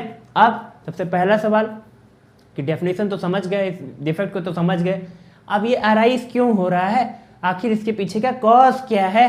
तो इसका कॉज समझते हैं जरा। तो देखो होता क्या है कि इसका कॉज समझने के लिए मेरे को आई का डायग्राम बनाना पड़ेगा। तो मैं एक रफ सा डायग्राम आई का बना लेता हूँ। तो चलो एक आई का एक रफ सा डायग्राम बना लेते हैं। इधर ये देखो मैंने ये आई को लगभग बनाए रखा है, इसे यहाँ लेंस होगा और ये कॉर्निया होगा, ये सब इसी में है, मैं इसी से रफ सा बस बना रहा हूँ, ठीक है। चलो तो अब ये मैंने आई का एक नॉर्मल सा डायग्राम बना दिया, ठीक है। अब ये आई लेंस है अपना, जो कि अभी कोआगुलेट करके कैटरेक्ट में गड़बड़ा गया था, ठीक है। इसको मैंने ऑपरेशन से सही करा दिया है, ठीक। चलो अब होता क्या है कि देखो नॉर्मल, अगर नॉर्मल आई है तो उसके अंदर क्या होता है, जैसे इधर कोई भी अगर ऑब्जेक्ट होगा, देखो नियर साइटेडनेस में क्या होता है इसको पहले समझना जरा। पहले मैं नॉर्मल आई बनाऊंगा, ये कौन सी आई बनाऊंगा, नॉर्मल आई, ठीक है। नॉर्मल आई के केस में क्या होता है, जब नॉर्मल आई हमारी होती है तो नॉर्मल आई में क्या होता है, जो बहुत ही डिस्टेंस पर ऑब्जेक्ट होता है, सपोज करो इन्फिनिटी पर, कहाँ पर, इन्फिनिटी पर। अब देखो एक चीज़ आप जानते हो कि अगर ऑब्जेक्ट मेरा इन्फिनिटी पर होता है तो उस केस में जो उससे लाइट आती है वो कैसी आती है, पैरेलल आती है। तो देखो ये पैरेलल लाइट में लेके आया। चलो अब मेरा ऑब्जेक्ट इन्फिनिटी पे था, तो जब भी ऑब्जेक्ट इन्फिनिटी पर होता है उससे आने वाली लाइट कैसी आती है, पैरेलल आती है। ये सब प्रीवियस क्लासेस में आप समझ चुके हैं, ठीक है। चलिए अब जो भी लाइट पैरेलल आती है लेंस के ऊपर, वो कहाँ से जाती है, वो फोकस से होकर जाती है। तो यहाँ कहीं फोकस होगा जहाँ से लाइट जाकर इकट्ठी हो रही है। अब ये कहाँ फोकस होता है, तो यहाँ कहाँ फोकस होता है, रेटिना पर। अगर हमारी लेंस का फोकस रेटिना पर है तो उस केस में रेटिना पर इमेज बनेगा और हमको इमेज क्लियरली दिखेगा, ठीक है। चलो अच्छा, अब अगर ऐसा हो रहा है, रेटिना पर इमेज बन रहा है, चीज़ें क्लियरली दिखाई दे रही है, तब तो बहुत अच्छी बात है ना, तब तो अच्छी चीज़ है, मेरे को दिखाई दे रहा है सब कुछ। लेकिन अगर ऐसा नहीं होता तब, अगर ऐसा नहीं हो रहा है तब, अगर ये इमेज रेटिना पर न बन के, ये जो इमेज रेटिना पर बन रहा था, अगर ये इमेज रेटिना पर न बन के इसके पीछे बन जाए तब, ये जो रेटिना के पीछे इमेज बन जाए तब, या रेटिना के आगे बन जाए तब उस केस में क्या होगा, ठीक है। तो यहाँ पर क्या हो रहा है, आखिर नियर साइटेडनेस यानी मायोपिया में क्या होता है, हमारा विजन नियर का हो गया था। देखो मैंने बताया ना, नियर साइटेडनेस में हमारा विजन नियर का हो गया। मेरे को नियर बाई ऑब्जेक्ट दिख रहे हैं, फार बाई ऑब्जेक्ट नहीं दिख रहे हैं, फार वाले ऑब्जेक्ट नहीं दिख रहे हैं। क्यों नहीं दिख रहे हैं, क्योंकि जो फार ऑब्जेक्ट होगा उससे जो लाइट आ रही है वो रेटिना पर फोकस नहीं हो रही है। रेटिना पर फोकस नहीं हो रही तो कहाँ हो रही है, आखिर हो कहाँ रही है फोकस फिर। तो देखो होता ही है कि ये जो इमेज है ये रेटिना पर ना फोकस होके रेटिना के थोड़े से पहले फोकस हो जाएगा। जरा समझना इसको, दूसरे डायग्राम में देखेंगे इसको। तो मैं यहाँ पर एक दूसरा डायग्राम बनाता हूँ आई का एक दूसरा डायग्राम बनाते हैं जिसके अंदर मैं डिफेक्ट को आपको दिखाने वाला हूँ। तो चलो यहाँ पर एक दूसरा डायग्राम बना लेते हैं जल्दी से, ठीक है। तो मैं तैयार, आई का डायग्राम भी तैयार। चलिए तो यहाँ पर हमने एक और आई का डायग्राम बना लिया है, इसको जल्दी समझेंगे जरा तो ठीक है। अगर मेरी आईज में सब कुछ नॉर्मल था तो मेरे पास जो फार पॉइंट था उससे फार पॉइंट इन्फिनिटी था वो रेटिना पर फोकस हो पा रहा था, इसलिए मेरे को ऑब्जेक्ट क्लियरली दिखाई दे रहा था। अच्छा यहाँ नियर वाला भी समझ लो, अगर ऑब्जेक्ट मेरे नियर होगा ऐसे नियर यहाँ पर ओ पॉइंट, ये ओ पर कौन है ऑब्जेक्ट है, मैंने ऑब्जेक्ट को पॉइंट बनाए रखा है, ठीक है। अब अगर नियर ऑब्जेक्ट है मेरे पास तो इससे जब लाइट चलेगी तो ऐसे चलेगी और यहाँ चलेगी ऐसे। अब इसको भी फोकस कहाँ करेगा ले जाके मेरा लेंस, रेटिना पर ही फोकस कर देगा, तो यहाँ पर हमको इमेज दिखाई देगा। तो ये जो नियर ऑब्जेक्ट है इसको भी रेटिना पर फोकस कर देगा मेरा लेंस, और फार ऑब्जेक्ट है इसको भी रेटिना पर फोकस कर देगा मेरा लेंस। लेकिन जरा समझना, जब नियर वाले ऑब्जेक्ट को फोकस करेगा ये लेंस ने तो लेंस की पावर थोड़ी बढ़ती है।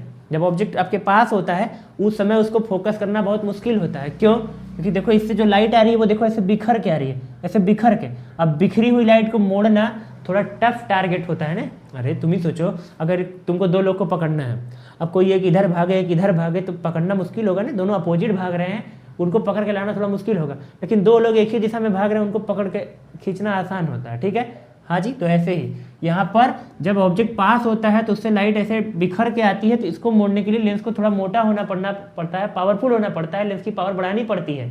लेकिन जब वही ऑब्जेक्ट बहुत दूर होता है उस केस में लाइट पैरेलल आती है, इसको मोड़ना आसान होता है, तो लेंस की पावर, लेंस अपना घटा लेता है पावर। तो लेंस अपनी पावर को कम ज़्यादा करता है, घटाता बढ़ाता है। इसको एकोमोडेशन पावर ऑफ लेंस बोलते थे, आई बोलते थे। भूल गए क्या? याद होगा, ठीक है। नहीं याद तो फिर ऑप्शन क्या है? ऑप्शन है कि जाइए पीछे वाला वीडियो देख के आइए, इसके पहले वाला, ठीक है। चलो अब होता ही है कि अगर मेरा लेंस जो है वो मोटा पतला हो पा रहा है, मोटा पतला, मोटू पतलू नहीं, मोटा पतला, अगर लेंस मोटा पतला हो पा रहा है, पावर कम ज़्यादा कर ले रहा है, तब तो ठीक है, तब तो नियर बाई ऑब्जेक्ट भी क्लियरली देख पाऊंगा मैं, फार पॉइंट ऑब्जेक्ट भी देख पाऊंगा आराम से, ठीक है। लेकिन अब नियर साइटेडनेस के केस में क्या हो रहा था, मेरा विजन नियर का हो गया था, मतलब नियर में मेरे प्रॉब्लम नहीं हो रही थी। ये जो नियर वाले ऑब्जेक्ट थे वो आराम से रेटिना पर फोकस हो जा रहे थे, फार वाले नहीं फोकस हो पा रहे। इसका मतलब अगर फार पे ऑब्जेक्ट होता है तो उसको फोकस करने के लिए लेंस को क्या होना पड़ता है? पतला होना पड़ता है, पावर कम करना पड़ता है। यहाँ पर मेरा लेंस पावर कम नहीं कर पा रहा है, लेंस मेरा क्या हो गया होगा? मोटा हो गया होगा। लेंस मोटा होने से क्या होता है? लेंस मोटा अगर हो जाता है तो वो क्या करता है, वो पास में रखी चीज़ों को तो आराम से मोड़ देगा, क्योंकि लेंस मोटा होगा तभी पास में जो लाइट जाती है बिखर के जाती है उसको मोड़ना मुश्किल होता है। तो लेंस की पावर बढ़ी रहेगी तो ठीक रहेगा ना, क्योंकि वो उसको ज़्यादा टारगेट, ऐसे लाइट बिखर के जाएगी, उसको मोड़ना मुश्किल है, तो अच्छी बात है लेंस मोटा हुआ। लेकिन अगर लेंस मोटा हो गया और अगर पतला नहीं हो पाएगा तो इससे प्रॉब्लम क्या होगी? जब आप दूर के ऑब्जेक्ट को देखेंगे, यहाँ पर जैसे लेंस को थोड़ा मोटा कर देता हूँ मैं, खा पिक मोटा हो जाए, लेंस मोटा हो गया थोड़ा सा, देखो इससे मोटा है, ठीक है। अब जो ऑब्जेक्ट आपका इन्फिनिटी पे था, अब जब इससे लाइट रेस चलेंगी, चलो जी लाइट रेस चलो, चल रहे हैं सब लोग, ठीक है। अब ये जो लाइट रेस इससे आ रही हैं, जरा इनको समझेंगे आप, ये जो लाइट रेस अब आ रही है इससे, ठीक है। अब पहले के कंपेरिजन में लेंस मोटा हुआ, उसकी पावर बढ़ी तो फोकल लेंथ घटेगी, तो जहां फोकस कर रहा था, आपने पढ़ा था P बराबर 1/f, पावर बढ़ी तो फोकल लेंथ घटी, क्योंकि लेंस मोटा हुआ, पावर बढ़ी है तो क्या होगा? फोकल लेंथ घटेगी, मतलब वो लाइट को जहां फोकस कर रहा था उससे पहले ही फोकस करेगा, है कुछ ऐसा होगा, ऐसा। ये लाइट को देखो पहले ही फोकस कर देगा, रेटिना रहा पीछे और फोकस हो गया आगे। अब इस केस में हुई प्रॉब्लम, अब इमेज बनेगी तो, लेकिन रेटिना के पहले बनेगी, और अगर इमेज रेटिना के पहले बनती है तो उस केस में वही दिखेगी तो हमको, लेकिन क्लियरली नहीं दिखेगी। तो नियर साइटेडनेस में यही हुआ है, हमारा लेंस जो है उसकी पावर बढ़ जाती है, इसको बुक में लिखा होता है कर्वेचर लेंस का बढ़ जाता है, यानी जो लेंस का कर्वेचर है, ये जो कर्व है ये बढ़ गया है। पहले लेंस का कर्वेचर कम था, अब लेंस का कर्वेचर बढ़ गया, ठीक है। तो लेंस का कर्वेचर बढ़ गया जिसकी वजह से हम फार पॉइंट ऑब्जेक्ट को, मतलब हमारा eye lens far point object को पहले ही फोकस कर देता है, जिससे हमको चीज़ें क्लियरली दिखाई नहीं देती। लेकिन नियर में प्रॉब्लम नहीं होगी, क्योंकि नियर बाई ऑब्जेक्ट को मोटे लेंस से ही फोकस किया जा सकता है, तो नियर में कोई प्रॉब्लम अपन को नहीं होने वाली, फार ऑब्जेक्ट को देखने में प्रॉब्लम होगी। तो इसके दो वजह बुक में लिखे होते हैं, पहला एक तो लेंस का कर्वेचर इंक्रीज हो गया है, दूसरा आप इसको ऐसे भी समझ सकते हो, आप इसको ऐसे समझो, दूसरा ऐसे लोग बोलते हैं कि यहाँ पर हो सकता है मेरी आई का साइज ही बढ़ गया हो, तब जैसे यहाँ पर हो सकता है मेरी आईज का साइज ये रहा हो, ये देखो जो मैं पहले बना रहा हूँ, ये हो सकता है मेरी आई का साइज ये रहा हो, जो डैश डैश से बना रहा हूँ उसको जरा ध्यान से देखो, हो सकता है मेरी आई का साइज ये होना चाहिए था ऐसे, ये अगर ये होता तो रेटिना कहाँ होता, ये होता रेटिना ने कहाँ होता रेटिना, ये रेटिना सेकंड और ये रेटिना फर्स्ट। तो अगर मेरी आई का शेप ही प्रॉपर होता, ऐसे ये प्रॉपर शेप होता तो रेटिना यही होता, तो इमेज भी वहीं देखो बना था, फोकस हुआ था, तो रेटिना पर ही इमेज बनता, तो मेरे को क्लियरली दिखता। ऐसा हुआ है कि यहाँ पर मेरी आई का शेप ही बढ़ गया। देखो आई बॉल इतना बड़ा अगर होता तो बात बन जाती, यहाँ तो आई बॉल बढ़ गई है, आई बॉल बढ़ गई जिससे ये रेटिना सरक के पीछे गया है, इमेज वहीं बना है, रेटिना पीछे चला गया है जिससे मेरे को चीज़ क्लियर दिखाई नहीं दे रही है। तो ये भी दूसरी वजह लोग बोल देते हैं। पहली वजह तो ये बोलते हैं लेंस का कर्वेचर बढ़ा, और दूसरी वजह बोलते हैं कि मेरा जो आई बॉल है वही बढ़ चुका है, इलोंगेशन ऑफ आई बॉल। तो दो वजह आप यहाँ चाहे तो लिख सकते हैं, कहाँ लिखे जगह तो कम दिख रही है तो यहाँ लिख देता हूँ मैं। पहली वजह क्या है, इलोंगेशन ऑफ आई बॉल, और दूसरा excess curvature of lens, eye lens, ठीक है, excess curvature of eye lens, मतलब आई लेंस का कर्वेचर कुछ ज़्यादा ही हो गया है, या फिर आप बोलो इलोंगेट कर गया है आई बॉल। ये जो आई बॉल होता है इसका नॉर्मल शेप कितना होता है, 2.3 सेंटीमीटर डायमीटर का होना चाहिए था। जो आई शेप का नॉर्मल साइज होता है वो 2.3 सेंटीमीटर अप्रॉक्स इसी के डायमीटर का होना है। अगर इससे बड़ा हो जाता है तो ये भी प्रॉब्लम अराइज हो सकती है नियर साइटेडनेस की। तो दो प्रॉब्लम आपको यहाँ पर फेस करनी पड़ सकती है, मतलब दो रीजन यहाँ पर आप इसको देंगे, एक इलोंगेशन ऑफ आई बॉल, दूसरा excess curvature of eye lens. ये दो मेन फैक्टर होते हैं जिसकी वजह से नियर साइटेडनेस या मायोपिया आपकी आंख में हो सकता है, ठीक है। अब इसका करेक्शन मेरे को देखना है कि इसको करेक्ट कैसे करेंगे हम, तो आइए इसका करेक्शन देख लेते हैं। अब तो करेक्शन करने के लिए मेरे को सब कुछ रब करना पड़ेगा और फिर करेक्शन हम लोग देखेंगे। तो जल्दी से इसको आप एक बार देख लो, फिर इसका करेक्शन देखते हैं, ठीक है। इसको नोट करो जल्दी से, मैं इसको रब करूँगा। तो नोट हो गया, चलो इसको रब करके आप करेक्शन देखते हैं कि आखिर इसका करेक्शन कैसे होने वाला है, ठीक है। तो करेक्शन करते हैं आप, करेक्शन, ठीक है। तो करेक्शन करने के लिए मेरे को क्या करना था जरा समझो। तो मैंने तो रब कर दिया, लेकिन तुमको याद होगा, तुम वीडियो को जरा पीछे जाके देखोगे, एक बार देख लेना जाके, 10 सेकंड पीछे जाओ, वीडियो आ जाएगा वापस, वहाँ देख लेना। तो तुम देखो कि यहाँ प्रॉब्लम क्या हो रही थी, यहाँ पर जो मेरा इमेज बन रहा था वो रेटिना से पहले बन रहा था ना, रेटिना से पहले इमेज बन जा रहा था। क्यों? क्योंकि लेंस का कर्वेचर ज़्यादा हो गया था, जिसकी वजह से वो लाइट को पहले ही फोकस कर दे रहा था, रेटिना से पहले फोकस हो गया तो मेरे को चीज़ क्लियरली दिखाई दे नहीं रही थी। अब मेरे को इसको सही कैसे करना है, मेरा लेंस का पावर बढ़ा है जिससे वो लाइट को पहले फोकस कर दे रहा है, मेरे को प्रॉब्लम हो रही है। मेरे को कुछ ऐसा करना है जिससे लेंस की पावर में जितना बढ़ा है उतना घटा दूँ। लेंस की पावर जितनी इंक्रीज करी है अगर मैं उतनी डिक्रीज कर देता हूँ तो लेंस मेरा नॉर्मल हो जाएगा और लाइट जाके वहीं फोकस हो जाएगी जहाँ पहले हो रही थी, यानी कि मेरे को क्लियरली चीज़ दिखाई देगी। तो आपको लेंस की पावर बढ़ानी नहीं है, लेंस की पावर घटानी है। लेंस की पावर बढ़ने से लाइट पहले ही फोकस हो जा रही, लेंस की पावर घटा देंगे तो लाइट की मतलब लेंस की पावर घटा देंगे तो लेंस थोड़ा सा पावरफुल कम हो जाएगा, वो लाइट को अब पहले नहीं मोड़ेगा, दूर ले जाके मोड़ेगा, और अगर रेटिना पे ले जाकर मोड़ देगा तो मेरे को चीज़ क्लियरली दिखाई देने लगेगी। यानी कि मेरे को ऐसा लेंस लगाना है जो लेंस की पावर को घटा दे। बढ़ने से लेंस की पावर बढ़ने से प्रॉब्लम हुई, लेंस की पावर घटाएंगे। अब लेंस की पावर कैसे घटाएंगे, तो लेंस की पावर घटाने के लिए कोई ऐसा लेंस लगाएंगे जिसकी पावर निगेटिव हो ताकि उसमें से कुछ माइनस हो जाए। अब निगेटिव पावर का लेंस कौन सा होता है, तो निगेटिव पावर मतलब निगेटिव फोकल लेंथ, और निगेटिव फोकल लेंथ मतलब कॉनकेव लेंस। यानी कि यहाँ पर करेक्शन में कौन सा लेंस यूज करेंगे, कॉनकेव लेंस यूज करेंगे। क्यों? क्योंकि कॉनकेव लेंस की फोकस निगेटिव और पावर भी निगेटिव होती है। फोकस निगेटिव, पावर निगेटिव, जिससे ओवरऑल पावर क्या करेगा, मेरी आइज का डिक्रीज करेगा। आँख के अंदर तो लेंस लगाएंगे नहीं ले जाके, तो ये कॉनकेव लेंस हम बाहर से चश्मे में पहनते हैं। अब ये एक लेंस, एक आई के अंदर लेंस, दोनों आपस में पावर को कंबाइन करके कैंसिल करते हैं, माइनस कर देते हैं, और हमारी आँख का नॉर्मल विजन हो जाएगा। देखो कैसे होगा, इसको समझो जरा। तो एक बार फिर से आई का डायग्राम बनाता हूँ। तो ये अपना आई का डायग्राम बना लेते हैं जल्दी से और समझते हैं इसको। तो यहाँ पर अपना लेंस मोटा हो गया तो थोड़ा सा इसको मोटा बना देते हैं। ये लेंस अपना मोटा हट्टा कट्टा, ठीक है। अब प्रॉब्लम क्या हो रही थी जो प्रॉब्लम हो रही थी उसका समाधान क्या करते हैं हम। यहाँ पर हमारे पास ऑब्जेक्ट होता था इन्फिनिटी पर, इस तरह से इन्फिनिटी पर, और इससे जब लाइट आती थी तो ऐसे पैरेलल लाइट आती थी। अरे कहाँ जा रहा है, रुक, तो ऊपर नहीं, ये लाइट ऐसे पैरेलल आती थी ऐसे, ठीक है। चलो इधर से लेके आता हूँ, ये ठीक है। अब पैरेलल लाइट जब इस पर आती थी तो क्योंकि ये मोटा हो गया था लेंस, तो क्या करता था, लाइट को ऐसे मोड़ देता था, ऐसे ही पहले मोड़ देता था, यहाँ पर ऐसे पहले मोड़ देता था, तो यहाँ पर इमेज रेटिना पर ना फोकस होके उसके पहले फोकस हो जाता था। अब मेरे को इसकी पावर घटानी है, तो पावर घटाने के लिए हम क्या करेंगे, यहाँ पर एक ऐसा लेंस लगाएंगे कॉनकेव लेंस, जिसकी फोकल नेगेटिव हो, पावर नेगेटिव हो। कॉनकेव लेंस की फोकस और पावर नेगेटिव होती है, तो हमको इसकी पावर घटाने के लिए कॉनकेव लेंस चाहिए, क्योंकि उसकी पावर माइनस है तो उसमें से माइनस हो जाएगा। तो यहाँ पर मैंने लगाया कॉनकेव लेंस, ये देखो मैंने इधर लगा दिया क्या, कॉनकेव लेंस। अब कॉनकेव लेंस क्या करता है, जो भी लाइट इसके ऊपर आता है पैरेलल, उनको ये क्या करता है, थोड़ा सा डाइवर्ज करता है। अगर आपको मालूम हो तो ये लाइट को पहले क्या करेगा, डाइवर्ज करेगा। इसको रफ कर लेता हूँ जल्दी से, ये चलो, तो थोड़ा थोड़ा गंदा लग रहा है, कोई बात नहीं, दाग अच्छे हैं, थोड़ा सा दाग लगा देते हैं इस पर ठीक है। चलो, तो थोड़ा सा साफ सफाई अभियान हो गया। चलिए, अब जो भी लाइट अभी इससे पैरेलल आ रही थी और आराम से लेंस उसको मोड़ के पहले ही इकट्ठा कर देता था, अब क्या करेगा, ये लेंस क्या करता है, ये लेंस को डाइवर्ज करने का काम करता है। आपने सीखा है लेंस वाले में कि कॉन्केव लेंस के ऊपर जो भी पैरेलल लाइट जाती है उनको ये डाइवर्ज करता है। तो ये क्या करता है, ये थोड़ा सा लाइट को ऐसे डाइवर्ज करेगा, ऐसे इधर भी लाइट को क्या करेगा, ये थोड़ा सा डाइवर्ज करेगा। अब जब लाइट को डाइवर्ज कर देगा, बन जा, चलो, ये थोड़ा सा लाइट को क्या कर रहा है, डाइवर्ज करेगा।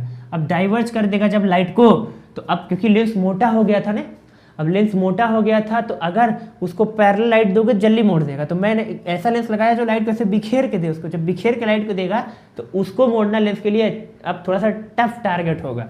तो अब जब लाइट को ये मोड़ेगा, तो देखो ये जब लाइट को ऐसे बिखेरेगा, तो अगर इसको आप पीछे खींचोगे ना, इसको अगर लाइट को आप पीछे खींचोगे, ऐसे इसको ऐसे पीछे खींचोगे और इसको भी ऐसे पीछे खींचोगे, तो आपको लगेगा ये लाइट रेस कहाँ जा रही हैं, यहाँ से जा रही हैं, ये ठीक है, ये आपको लगेगा लाइट रेस यहाँ से जा रही है। तो हमारे लेंस को तो पता है कि एक्चुअल में ऑब्जेक्ट इन्फिनिटी पर है, यहाँ से लाइट आ रही, लेकिन हमारी आईज को ऐसा लगेगा कि ये लाइट इस पॉइंट ओ से, ओ डैश से आ रही है, इसको ओ डैश बोलो और इधर इस पॉइंट को ओ बोलो, यहाँ जो भी था इसको ओ बोलेंगे, इन्फिनिटी पे था, ठीक है। ऑब्जेक्ट मेरा कहाँ था, ऑब्जेक्ट मेरा था इन्फिनिटी पे। हमारे लेंस के लिए, मेरे लेंस को पता है कि ऑब्जेक्ट इन्फिनिटी पर है, लेकिन हमारी आई लेंस को, ये जो चश्मे वाला लेंस है उसको पता है, आई को मेरे नहीं पता। मेरी आई को क्या पता चलेगा, उसको लगेगा ये लाइट यहाँ ओ से आ रही है, क्योंकि देखो ऐसा होता है कि लाइट पहले ऐसे आई थी, इस लेंस ने क्या किया, इसको डाइवर्ज किया। अब डाइवर्ज हुई लाइट जब हमारी आई पे जाएगी, तो मेरी आई इसको जब पीछे ढकेलेगी तो उसको लगेगा ये ऑब्जेक्ट वहाँ नहीं यहाँ है। अब ये देखो फार ऑब्जेक्ट नियर आ चुका है, ये रियल ऑब्जेक्ट यहाँ नहीं है, ये उसका इमेज होगा, वर्चुअल ऑब्जेक्ट बोलेंगे इसको हम। अब क्योंकि ये पास आ चुका है, तो पास अगर ऑब्जेक्ट है उससे बिखरी हुई लाइट आएगी, तो उसको ये लेंस सही मोड़ता था, ये केवल दूर वाले लाइट को नहीं मोड़ पाता था, मतलब ज़्यादा मोड़ देता था, पहले मोड़ देता था क्योंकि उससे पैरेलल लाइट आती। अब लाइट पैरेलल कहाँ है, अब लाइट ऐसे बिखर के आ रही है, अब इसको नहीं मोड़ पाएगा। अब इसको जब मोड़ेगा तो वो जाके रेटिना पर जाके फोकस हो जाएगी। तो असल में हुआ यही कि जैसे हमने लेंस पहन लिया, ये कॉन्केव लेंस हमने आँख में पहना, तो इससे ये हुआ कि कॉन्केव लेंस पहनने से जो मेरा फार ऑब्जेक्ट था, मेरे लेंस ने क्या किया, चश्मे वाले लेंस ने क्या किया, उसका एक पास में इमेज बना दिया, मेरी आई के पास में इमेज बना दिया। अब मेरी आई की साइट नियर साइटेडनेस है, नियर में वो देख सकता है। तो जैसे ही मैंने फार ऑब्जेक्ट का इमेज नियर बनाया, इसको वर्चुअल ऑब्जेक्ट बोलेंगे हम, तो मेरी आई को लगेगा ये ऑब्जेक्ट तो नियर है और वो तुरंत उसको देख लेगी और मेरा काम हो गया, ठीक है। तो इस तरह से हमने अपनी आँख को ही पागल बना दिया। अपनी आँख को पागल बनाते हो, चश्मा पहनने वाले लोग अपनी आई को भ्रम में डाल रहे हैं, धोखा दे रहे हैं। वो चश्मा जब पहनते हैं तो वो जो सनग्लास होता है वो फार ऑब्जेक्ट का इमेज पास बनाता है, हमारी आई को लगता है यही वो ऑब्जेक्ट है और वही को देख लेता है वो। तो इस तरह से आप अगर सनग्लास पहन के दुनिया देख रहे हैं तो आप गलत देख रहे हैं। गलत का मतलब आप रियल नहीं देख रहे हैं ना, आप तो ये देखेंगे, आपकी आई को ये ऑब्जेक्ट दिखेगा, रियल में नहीं दिखेगा, आप इमेज देख रहे हैं एक्चुअल में। अगर आप सनग्लास पहन के चीज़ों को देखते हैं तो आप एक्चुअल में चीज़ नहीं, उसकी इमेज देख रहे होते हैं, ठीक है। तो ये इस तरह से मैंने देखो करेक्शन कर दिया। नियर साइटेडनेस इसी को बोला जाता है, जिसमें आपकी साइट नियर की हो जाएगी, फार पॉइंट पे आपको फार ऑब्जेक्ट आपको क्लियरली विजिबल नहीं होंगे। प्रॉब्लम क्यों अराइज हुई, प्रॉब्लम अराइज हुई इलैंगेशन ऑफ आई बॉल की वजह से या axis curvature of eye lens की वजह से। अब इसका करेक्शन कैसे होगा, इसका करेक्शन के लिए मेरे को कौन सा लेंस रिक्वायर्ड होगा, ऐसा लेंस जिसकी पावर, मतलब जो पावर कम करने वाला negative focal length, negative power का लेंस हो, जिसका नाम है कॉन्केव लेंस। कॉन्केव लेंस लगाया, कॉन्केव लेंस क्या करता है, जो मेरे फार ऑब्जेक्ट होता है उसका इमेज कहाँ बना देता है, नियर पे बना देता है। और वो नियर पे अगर ऑब्जेक्ट आ गया तो मेरी साइट नियर की है, नियर साइटेडनेस में मैं नियर की चीज़ को देख सकता हूँ। तो इस तरह से मैं दूर वाले ऑब्जेक्ट को पास में मेरा लेंस रख देगा चश्मे वाला, फिर मेरी आई उसको आराम से देख लेगी। तो ये पूरा ओवरऑल प्रोसेस होता है, ठीक है। तो आज लेक्चर इतना ही करते हैं क्योंकि मेरे को थोड़ा सा काम आ चुका है। बाकी इसको आप इतना नोट कर लेना और फिर बचा हुआ जो है हमारा फार साइटेडनेस और प्रेस बायोपिया, उसको हम लोग अगली क्लास में फिनिश करेंगे, ठीक है। बहुत ही बेहतरीन तरीके से फिनिश किया जाएगा उसको, लेकिन आप पहले इतना प्रिपेयर कर लो, जो है एक बार इसको देख लेना, बहुत ही इंटरेस्टिंग होता है ये। अगर आप चीज़ों को समझ के पढ़ते हो, फील लेके पढ़ते हो तो बहुत ही मज़ा आने वाला है। और मेरे साथ अगर पढ़ोगे तो मैं गारंटी देता हूँ तुमको फील दिला के ही रहूँगा, ठीक है। फिजिक्स का फील अगर आप लेते हैं तो उसको पढ़ने में बहुत ही मज़ा आता है, ठीक है। तो चलो इतना कर लो जल्दी से और फिर उसके बाद अगली क्लास में मिलेंगे, ठीक है। तो चलो पढ़ाई करते रहो, ऑल द वेरी बेस्ट।